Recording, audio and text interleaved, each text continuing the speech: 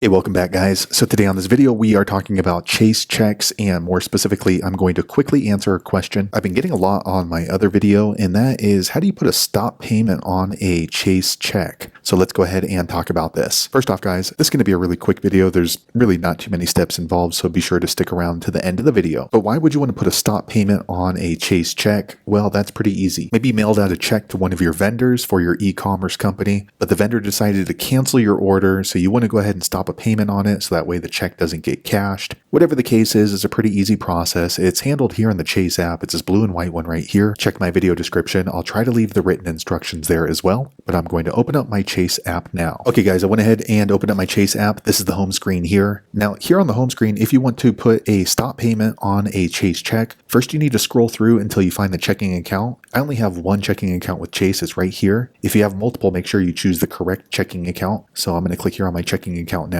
Okay, so once you click there, you will see more of your Chase checking account details. However, in order to put a stop payment on a check that you mailed out, you need to click on this line right here called Show Details. It has a little arrow next to it. Okay, so once you click there, you will see more information about your Chase checking account. However, in order to put a stop payment on a Chase check that you've mailed out, you need to click on this line right here called Manage Account. It has a little arrow next to it right here. Okay, once you click there, you're going to see another drop-down menu, and in order to put a stop payment on a Chase check, look for this line right here called Stop Payment on a Check. Okay, guys, so here it's going to confirm the checking account that we're going to be looking through. So make sure that is the correct checking account you're working in, and then you want to click on this blue Add Stop Payment down here on the bottom. Okay, guys, this is really important. If you're putting a stop payment on a check, they do let you know if that check has already been deposited, it's in process, or it's been cashed, you cannot put a stop payment on a check. So whoever you're putting a stop payment on, if they've already deposited it into their bank, there's nothing you can do. So if you are putting a stop payment on a Chase check, you want to make sure to submit this as quick as possible as soon as you know. So I'm going to click on this blue Continue button down here on the bottom right. Okay, so this section pretty important. So are you putting a stop payment on one individual check, or was your checkbook stolen and you want to put a stop payment on a range of checks? So if somebody broke into your car, they stole your checkbook. Now you do need to know the check number, so hopefully you have that logged. If you don't, go back and look at your most recent cashed check inside of your transaction history, and it is likely that your check would follow that one. So what you want to do is go ahead and put in the check number here. So let's go ahead and just put in 1,000. If you can, you definitely want to fill out the amount and the payee, and that way Chase makes sure that they